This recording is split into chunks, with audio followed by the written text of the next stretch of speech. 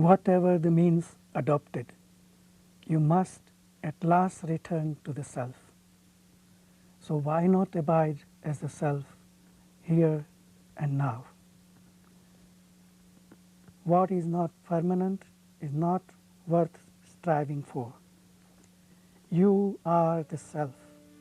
You are already that.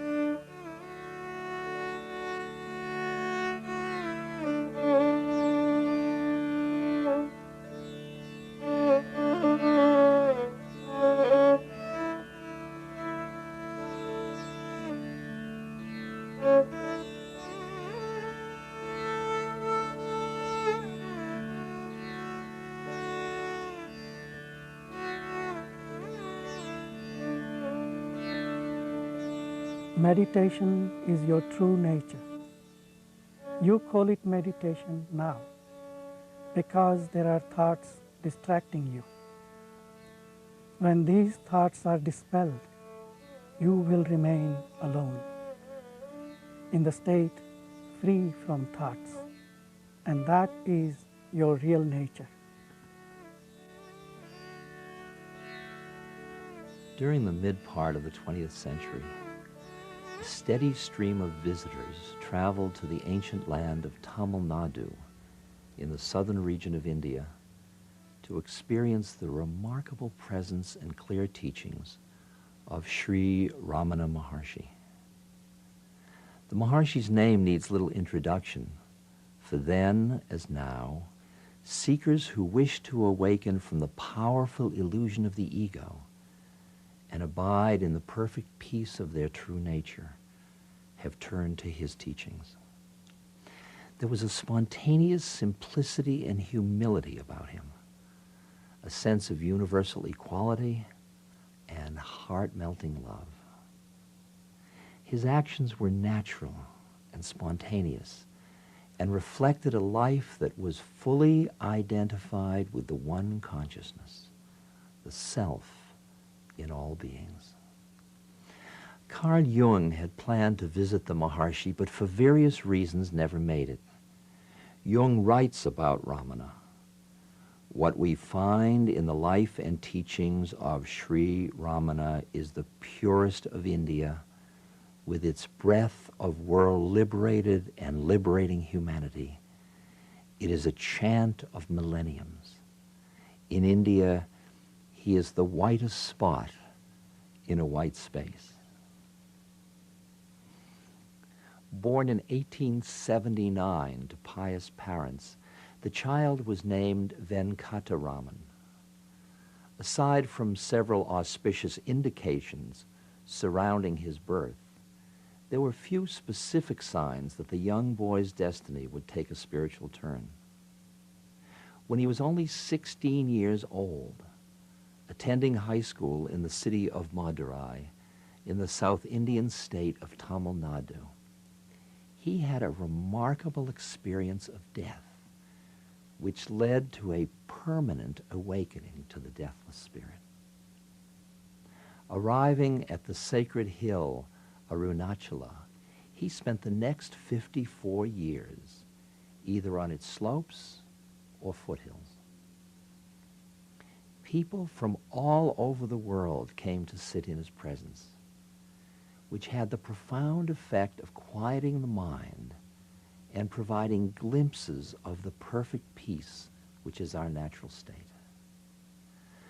The Maharshi's teachings are uniquely suited to modern life and provide for a clear and balanced synthesis of head and heart.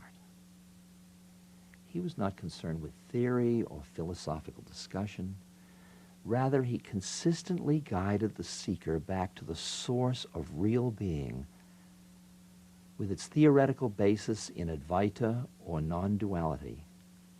Ramana taught that we exist as the supreme self at all times.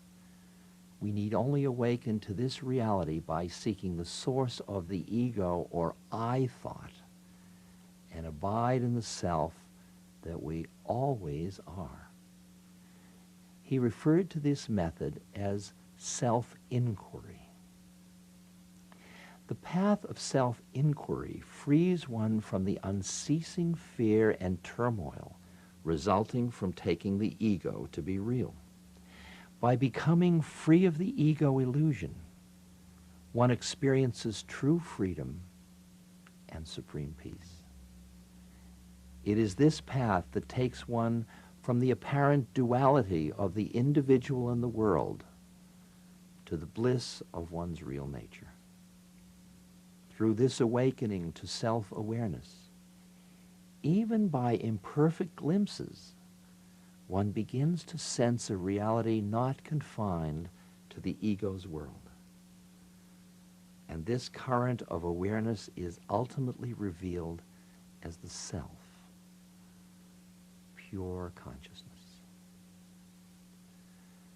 The Maharshi generally taught in silence, and the sincere seeker would often experience a silent influence in the heart. Verbal expression of this silence was always given freely to all and frequently combined with humor and laughter. While his physical presence was overwhelming and his majesty and beauty indescribable, he remained completely natural, simple, unassuming, and wholly unaffected. Join me as we explore the life and teachings of Ramana Maharshi and turn back to the source of abiding happiness, the source in which all questions and doubts resolve themselves in the awareness of our true self.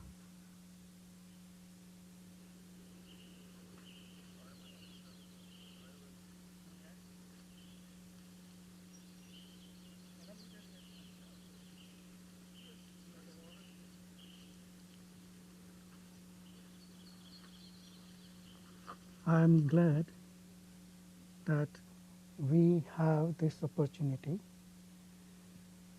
to meet together for the purpose of exploring the teachings of Ramana Maharshi.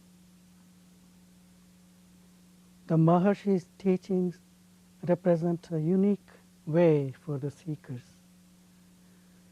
to directly experience true peace and happiness.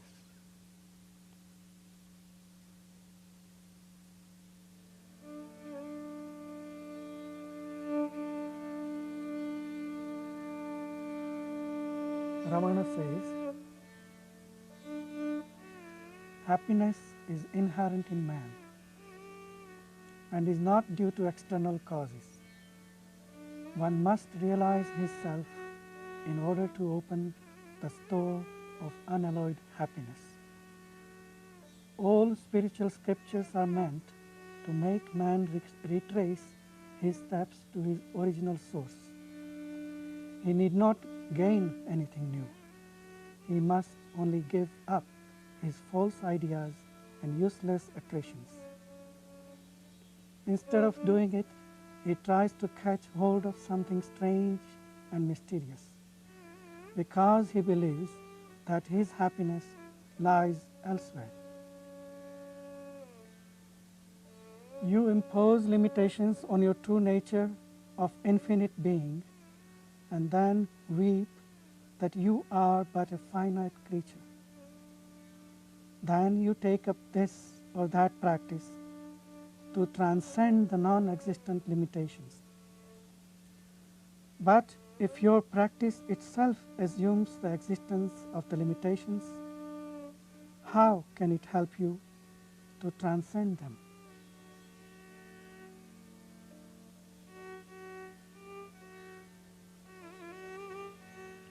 Self-inquiry directly leads to self-realization by removing the obstacles which make you think that the self is not already realized. Self-inquiry is certainly not an empty formula. It is more than the repetition of a sacred syllable. If the inquiry, "Who am I?" were a mere mental questioning, it would not be of much value. Self-inquiry consists not in orally repeating, I, but in searching by means of a deeply introverted mind, wherefrom the I springs. To think, I am not this, or I am that, may be of help in the inquiry, but cannot be the true inquiry.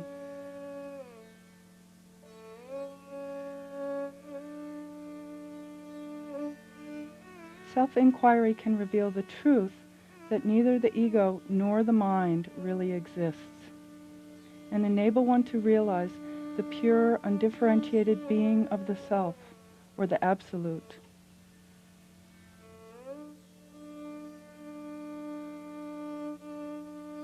Solitude is in the mind. One might be in the thick of the world and maintain serenity of mind. Such a one is in solitude. Another may stay in the forest, but still be unable to control his mind. He cannot be said to be in solitude.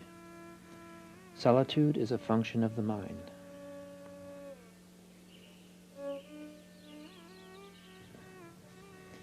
If one remains fixed in the self, activities will still go on, and their success will not be affected. One should not have the idea that one is the doer. That force, by whatever name you call it, which brought the body into existence, will see to it that the activities which the body is meant to go through are brought about. The feeling I work is the hindrance. Inquire who works. Make no effort either to work or to renounce work. Your effort is the bondage.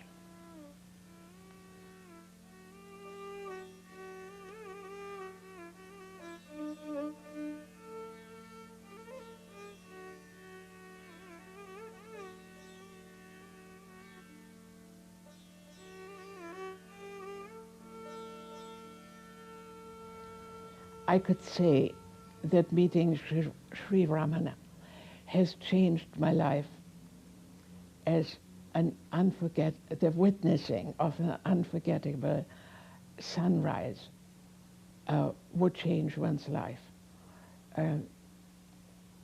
as a suffusion of beauty and serenity. I had never encountered a countenance of that expressiveness and carrying an unspoken message like that. In 1947 was the first I had seen or heard of Ramana Maharshi. And as I said, I had always wanted to go to India, and I was searching for a guru, but I stopped here and there and every place, and finally I ended up at Sri Aurobindo's at Pondicherry, and someone says, I think you might be looking for Ramana Maharshi in Tiruvannamalai. I said, okay, so I took one of these wonderful buses, and while I was riding on the bus, I'd sort of in a state of reverie, and there appeared to me this beautiful face with these big, luminous eyes that look right through you. And so when I got to Ramana Maharshi, there was the same picture, the same face that I had seen in my state of reverie. And I was really, really shocked. So I figured, well, here's where I'm going to unpack my one little bag and spend the rest of my life. There are no activities for him. What is there? One sits there, you come and put a question. And if the bell rings, we'll go and have lunch. We live as if we'll cut off this mortal world of bondage. As long as we are here, we were in a different world. He fed us like a mother. He protected us like a father. He led us like a preceptor, a leader, taught us. He reshaped us. He gave us a firm vision that death is a myth. Go to Ramana Maharshi himself directly, not even in Tiruvannamalai or any form of Maharishi. Return to formlessness, which is your own self. This advice I will give you, and this will be available anywhere, any part of the world. Just keep quiet. Shortly before his 16th birthday, young Venkataraman first heard the name Arunachala, a sacred hill in the northern region of Tamil Nadu. Upon hearing the word Arunachala, Venkataraman spontaneously exclaimed, "What? From Arunachala? Where is that?" The surprised relative explained that Arunachala is the same place as Tiruvannamalai, the small hamlet that has been both a religious center and home to saints and sages over the centuries. It is very rare for one to realize his true nature in a spontaneous and almost effortless manner. But one day, a sudden and intense fear of death gripped the consciousness of Venkataraman, who outwardly was like any other normal, healthy 16-year-old boy. The shock of the fear of death drove his mind inward, and he felt that he must face his own mortality. Venkataraman lay down upon the floor and began to visualize and dramatize death. He held his breath and inquired, "Well then, now death has come, what does it mean? The body is dead. It will be carried to the burning ghat and there burned and reduced to ashes.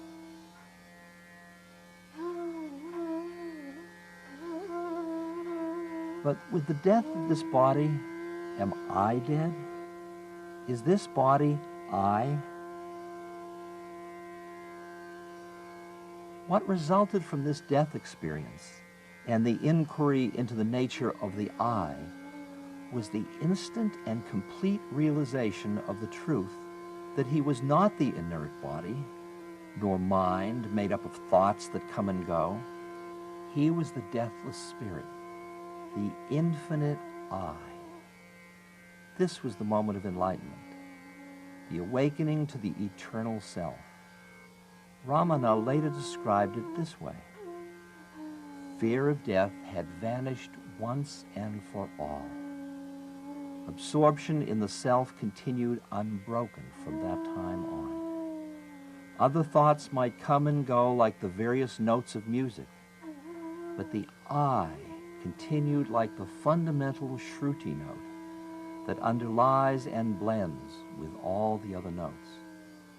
Whether the body was engaged in talking, reading, or anything else, I was still centered on I.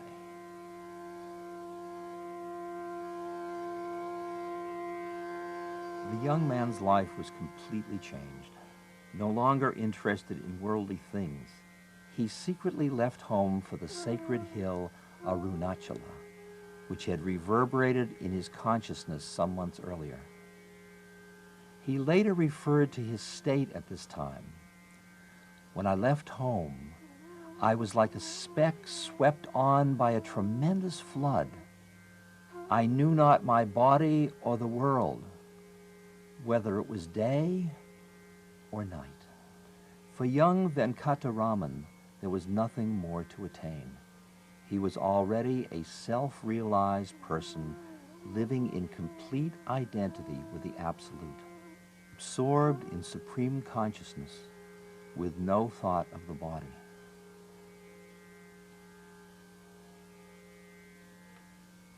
And this is where the story begins.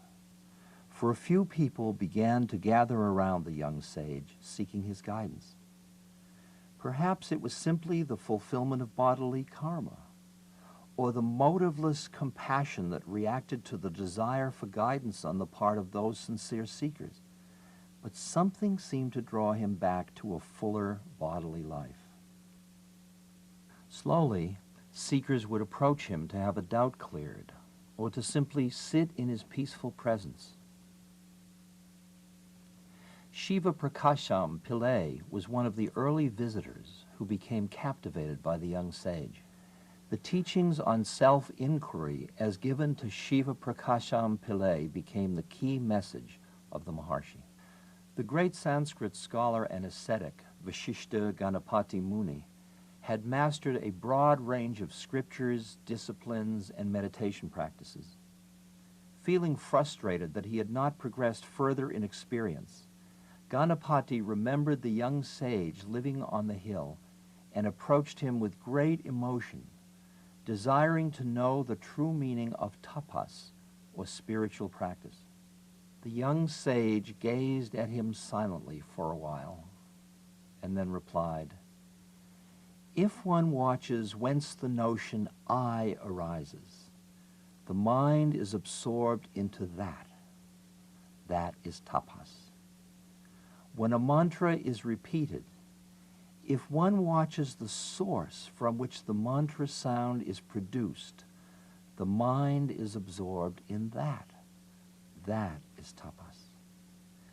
This response on the part of the young ascetic filled Ganapati Muni with joy, and he declared that Venkataraman should now be known as Bhagavan Sri Ramana Maharshi.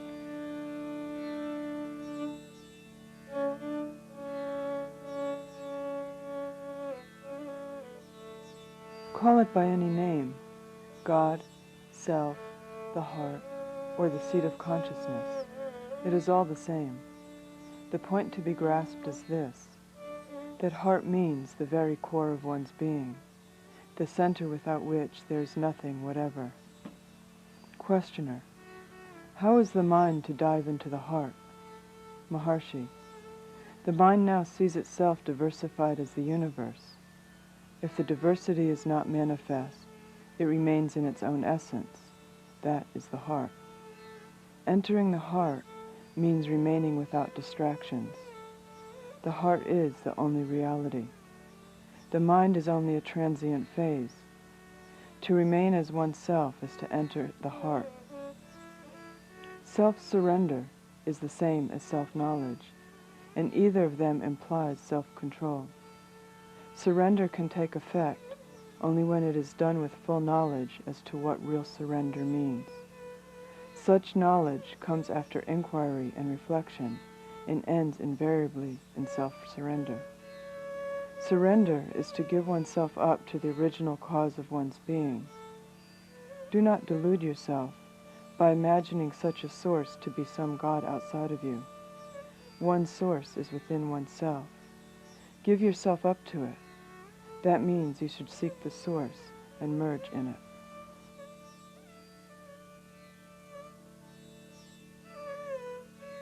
Mind is a wonderful force inherent in the self. That which rises in this body as I is the mind. If the mind, which is the instrument of knowledge and is the basis of all activity, subsides, the perception of the world as an objective reality ceases. Investigate what the mind is, and it will disappear. There is no such thing as mind apart from thought. There is no use removing doubts. If we clear one doubt, another arises, and there will be no end of doubts. All doubts will cease only when the doubter and his source have been found. Seek for the source of the doubter, and you will find that he is really non-existent. Doubter ceasing, doubts will cease.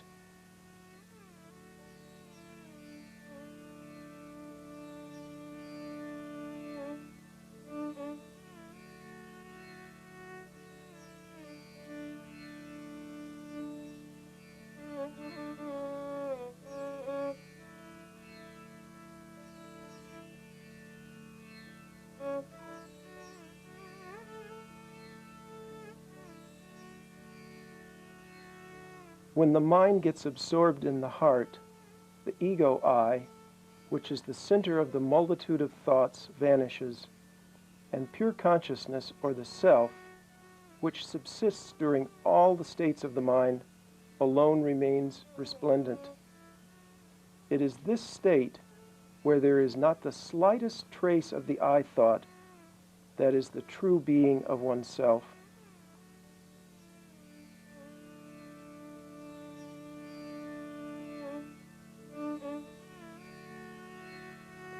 It is the undifferentiated light of pure consciousness into which the reflected light of the mind is completely absorbed.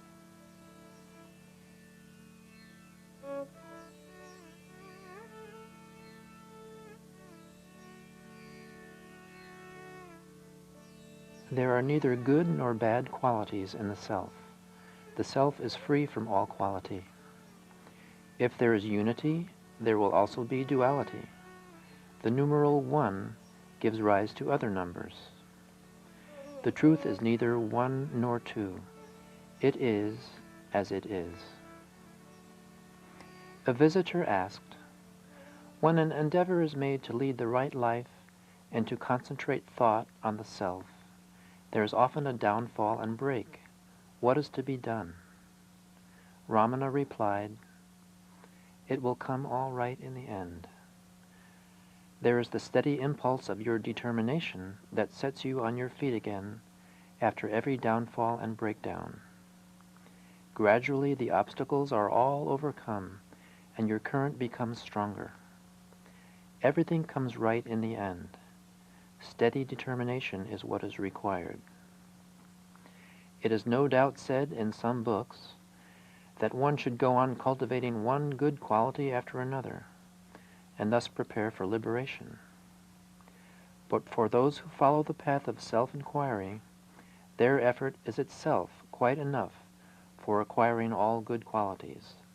They need not do anything else. Questioner, how is one to realize the self? Maharshi, by overcoming mental habits. Questioner, how to overcome the mental habits? Maharshi, by realizing the self. Questioner, that is a vicious circle. Maharshi, it is the ego which raises such difficulties, creating obstacles, and then suffers from the perplexity of apparent paradoxes. Find out who makes the inquiries, and the self will be found. I think there are some people who say you have to be prepared for the Ramana's teaching. And if you're not ready, you've got to do all sorts of other things to prepare yourself. But my understanding is that Ramana Maharshi never said to any of his inquirers, you're not ready to see who you are. Go away and get yourself sorted out as a human being. Go in for psychotherapy and so forth. He never, to my knowledge, and I've read everything available in English about him and by him, he never said, you aren't ready. I think everyone is ready, but we pretend we aren't ready. And if you say, well, I've got to do all sorts of things before I am in a position to see who I am, I say that's never ending. And if I had delayed till Douglas was sorted out, when I delayed having a look to see who I am, until I was thoroughly prepared, I would still at 87 be waiting. In self-inquiry rests our felicity, everything the heart could desire, and ignorance of who we are is the great trouble. It's a problem of our life. And when we see who we are, we find incredible blessing all along in every possible way. The secret of the medicine for our problem is to see who has the problem. Ramana is advocating a way which I find eminently practical, practicable, and needs practicing, but this is the way. Have a look at what it's like being first person singular, present tense. Instead of being out there, looking at yourself from a distance, look at yourself from no distance at all, at what you're looking out of, what it's like here, right here, and it's like gazing into vacancy.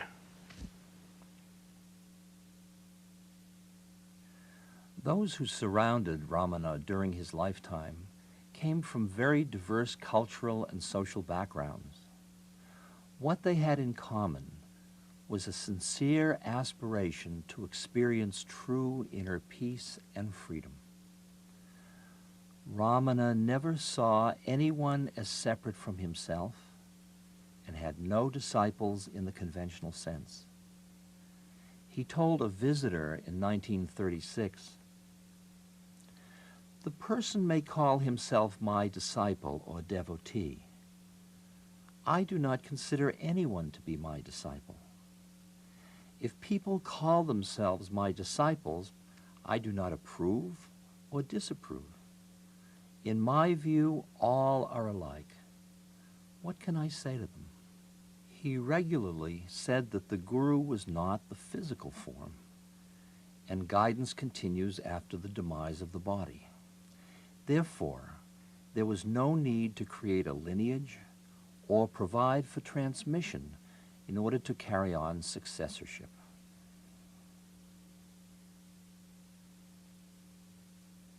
Several well-known devotees expressed the different ways in which they experienced Maharshi's presence and teachings.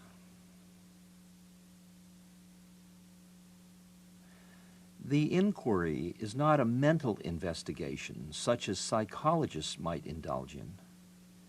It is not a probing into the faculties, urges, memories, or tendencies of one's conscious or subconscious mind, but a quest of the pure I amness that lies behind all these. To meet the needs of various seekers, Ramana did expound various doctrines, but we have heard him say that his true teaching, firmly based on his own experience, is ajata, that which was never born.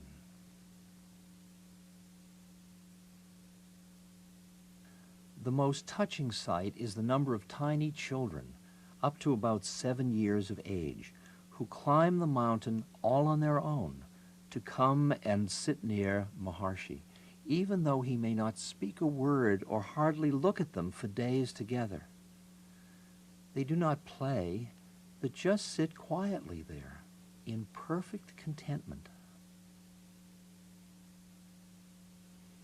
You are the self, Ramana tells us. Nothing but the self.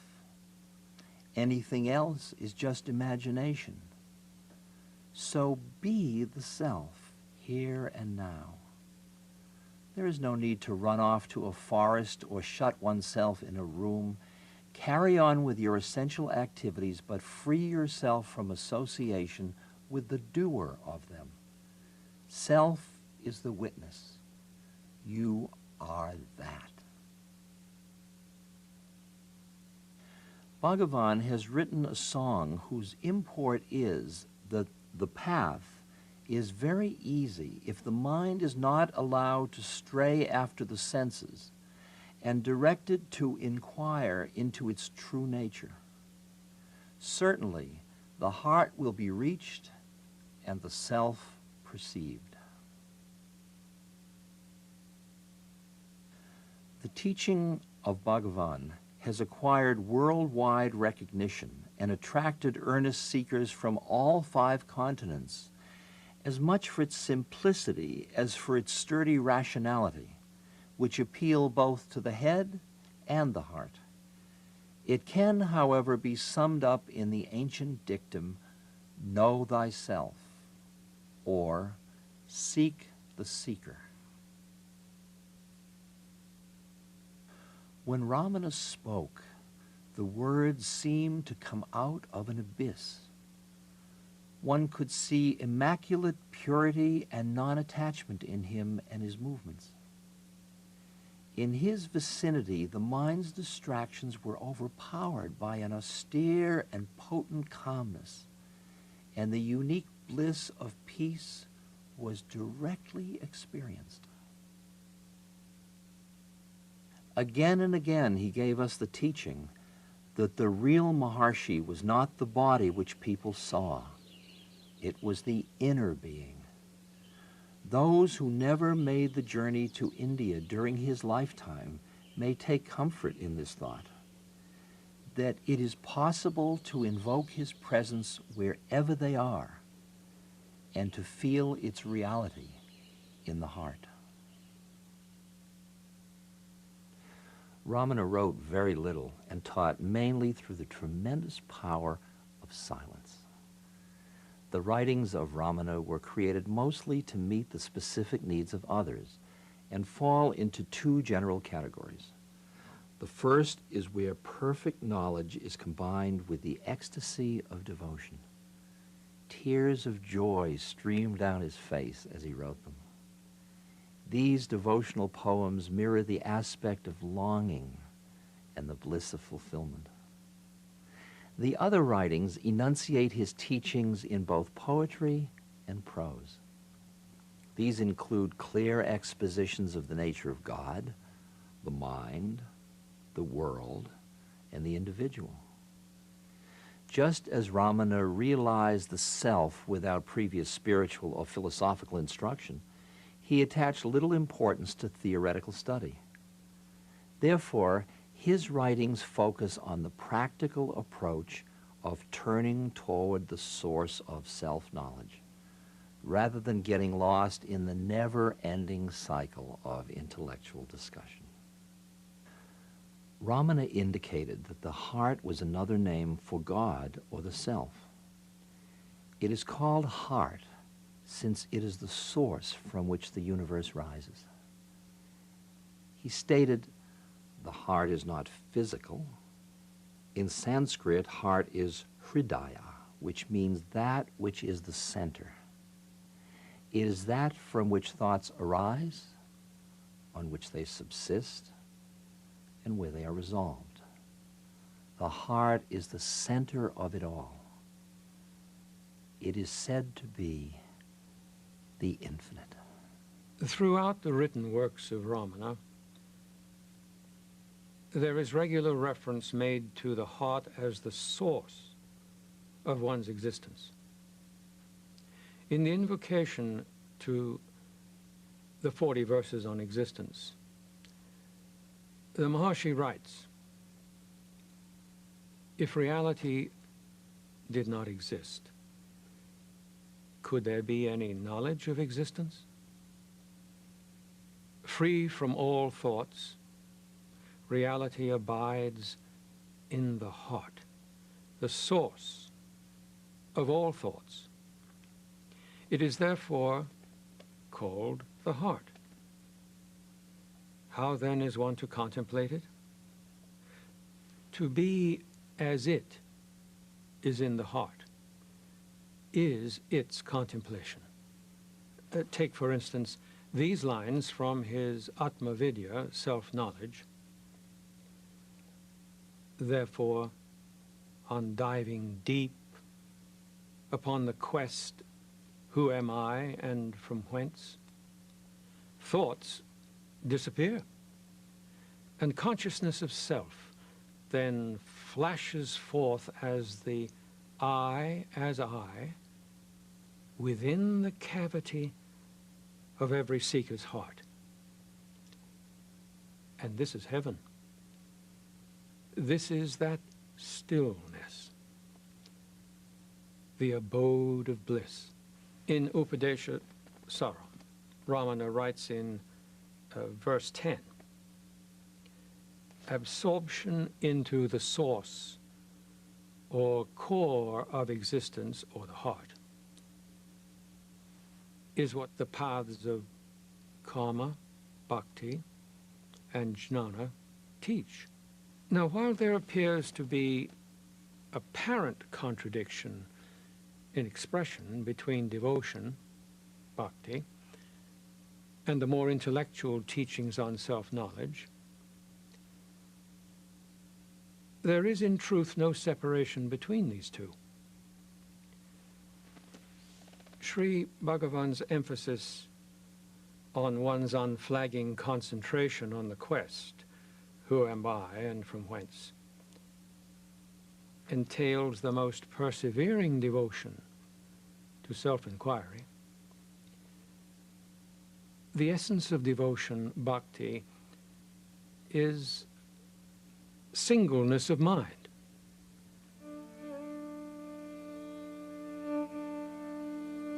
In the book Ramana Arunachala, Arthur Osborne writes, "It was the most majestic film I've ever seen, the most awe-inspiring, and yet without incident.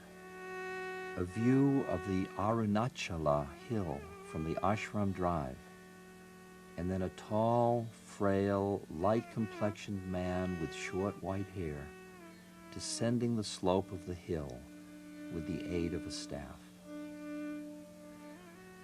Then he was seen coming out of the ashram hall, stopping to smile to a baby, walking across the ashram ground. Just simple, everyday actions. The simplicity was so natural, so spontaneous."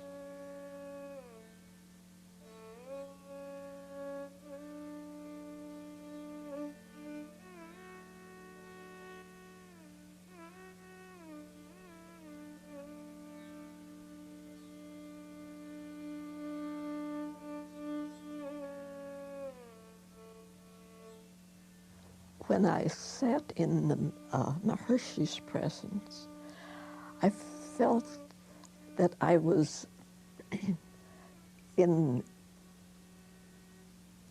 a great white light. And then it seemed that within me, all these so-called problems I thought I had, they just vanish. And you went through a cleansing process, and I think to myself, what was I so concerned about? It doesn't really matter. Nothing matters, but who am I? Who is this? What is this presence, this entity, what have you call it? When I have questions, I don't ask him anything verbally because it isn't necessary. The questions that you ask are answered almost immediately, so that it's a mind-to-mind connection rather than verbal, because speech just gets in your way. And so I would feel, as the days go by, I would feel these questions being answered, and it would just be a slow cleansing of my entire being. The Western civilization is too much obsessed with doing and less with experiencing the self. I definitely feel Bhagavan's presence now. I have 2 photographs of his in my room, and frequently our eyes meet. On the occasion of my farewell to the ashram and to him, he looked deeply and wordlessly into my eyes, and I felt that he had given me initiation. Mind is the ego, and ego also is the self. When you refer to yourself, you say I. Yeah.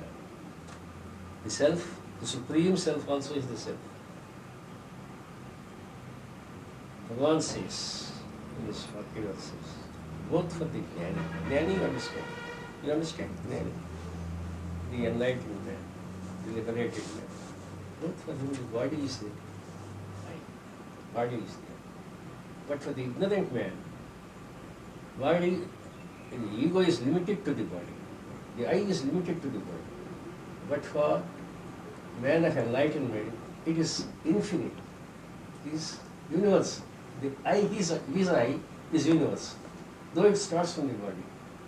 That is how Bhagavan lived as a universal. I felt some vibration in my heart, and then my doubts disappeared. So this was the first time I met this kind of teacher. It was very direct teaching, not indirectly through any senses or any sign. So this I mean a direct teaching from heart to heart. You are your own guru and not someone he is outside who teaches you. And this can be known by one who has really understood it, not to anyone else. Guru is within you, and the self is that guru, not known, not outside of any man. So you will keep quiet, you know that I am Guru and the self is the Guru itself, and there is no difference between the self and the Guru, and you will stop your search outside and get abiding peace within your own self. This has to be practiced and not listened or read anywhere.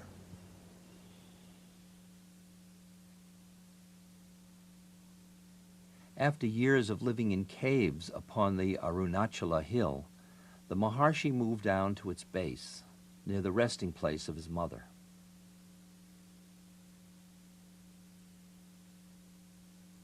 After a short time, a small ashrama began to take shape around him, and what is now the current Sri Ramanashramam had its modest beginning.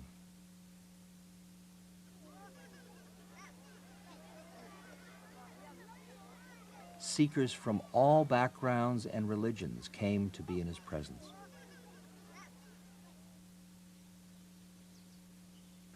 Ramana sat in a modest hall, available day and night to answer questions from sincere seekers.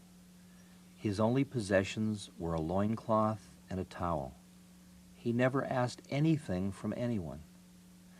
Until the frailty of age set in, there were no set hours for approaching him. During the final year of his life, devotees were requested to let him rest at midday. In response to this request by ashram authorities, Ramana himself sat outside the hall until the rule was retracted.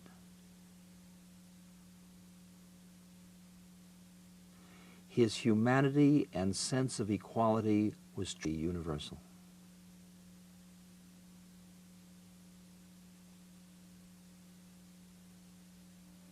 Reality being yourself, there is nothing for you to realize. All that is required is that you should give up regarding the unreal as real. Effortless and choiceless awareness is our real state. If we can attain it or be in it, that is all right. But generally one cannot reach it without effort, the effort of deliberate meditation. All the age-long tendencies carry the mind outward and turn it to external objects. All such thoughts have to be given up and the mind turned inward. For that, effort is necessary for most people. Questioner: mind always wanders. I cannot control it. Maharshi: it is the nature of the mind to wander. You are not the mind. The mind springs up and sinks down. It is impermanent, transitory, whereas you are eternal.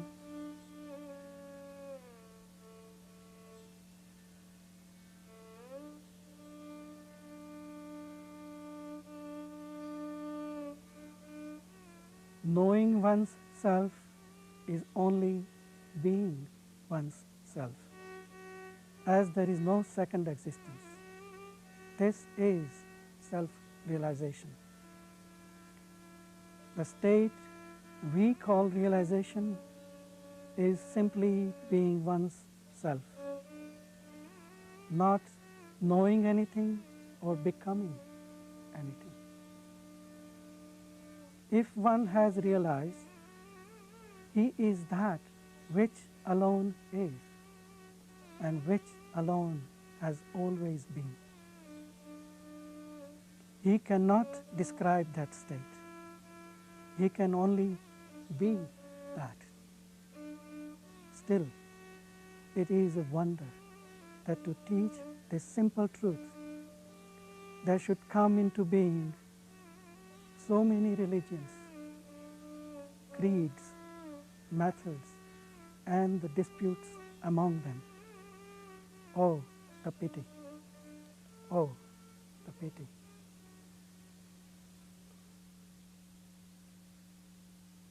In 1949, it was detected that the Maharshi had malignant sarcoma in his left arm. In spite of intense medical care, on April 14, 1950, his physical end was apparent. The last photo of Ramana was by the French photographer Henri Cartier-Bresson, taken just 10 days before the Maharshi left the body. In the evening, as devotees sat on the terrace outside the room built specially for his convenience during this last illness, they spontaneously began to sing the refrain to one of his stirring hymns to Arunachala.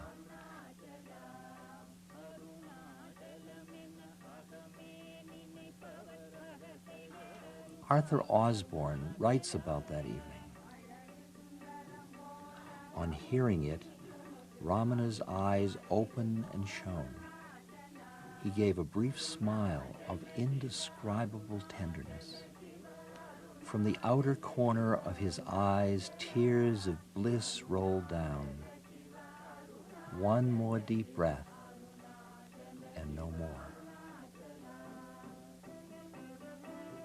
At that very moment, 8:47 p.m., an enormous star trailed slowly across the sky, passing to the northeast of the peak of Arunachala. The meteor was noted as far away as Bombay.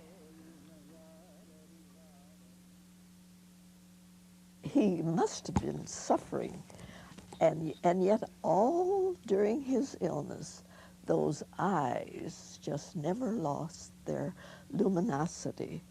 And it's as though Bhagwan's body and his essence were two separate. And so he just ignored the body. To try to describe the presence of Ramana Maharshi in words is very, very difficult because you feel his presence, you feel his luminosity, you feel his greatness, you feel that the whole world is there. He is trying to impart the entire world to you and the reality of who you really are. And you just sit there awed by the light in his eyes and his being. It's just as though there's someone had turned on a bright light, and there is this person with a beautiful aura, the whole body as though it were transformed into light. I do think the great message of Ramana for me is that it's available now, just as we are, in full strength, available now, not an inferior version. It's available now. And of course people say, well, Douglas, you're misleading people because you're giving the impression it's too darned easy. Well, I'm not. I hope I shouldn't do, because I always add that practice is essential. You have to practice it. But the practice is not the practice for achievement of some goal in the future. The practice is enjoyment now, and it lubricates the wheels of one's life. This is for the West that Ramana speaks. He speaks to us in the West according to what is universal, neither East nor West. And the valuable part of Ramana Maharshi for me is what is not Indian, but universal. In Ramana Ashram, the teacher is no more there, but people from all over the world are going there and they get peace of mind. And it will continue like this. And don't go outside, but keep quiet. In this quietness, mind will automatically return to its source. Having returned there, the mind is lost, and there is no mind now to search for the light or wisdom anywhere else. And there will be tremendous fountain of peace. And all doubts are cleared, and he will keep quiet, not by tongue, but his heart, his ego is absolutely finished. This is called peace and returning to the source. One has to be very seriously in search of his or her own self. Now we come right to the heart of the matter. With Sri Ramana's "Who am I?" as the heart of self-inquiry, precisely upon the instant that that question is asked, sincerely and earnestly, and one sees the answer to it, upon that very instant, all of these negativities drop away. There is no process, no time elapsed. One is self-realized.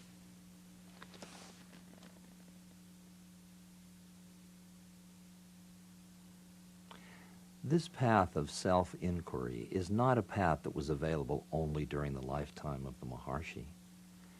Rather, it is a new beginning, a direct approach available to seekers who wish to realize the infinite nature of their real being. The unique manifestation of the Supreme Reality, which we call Ramana Maharshi, is always present as the heart of all things. By whatever name we prefer to call it, if we but genuinely turn in its direction, this wellspring of peace and happiness will illumine our minds and hearts with the knowledge and understanding of who and what we really are.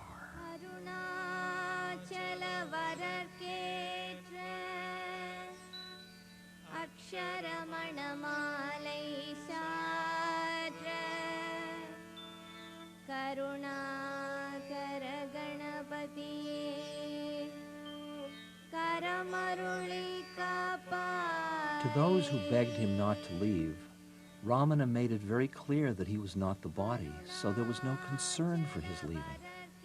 He told those around him,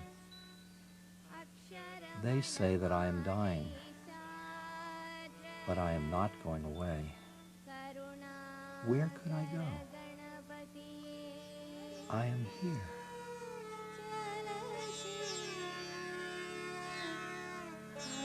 Ramana Maharshi's words and presence remain vibrantly alive to those who seek the source of their true being.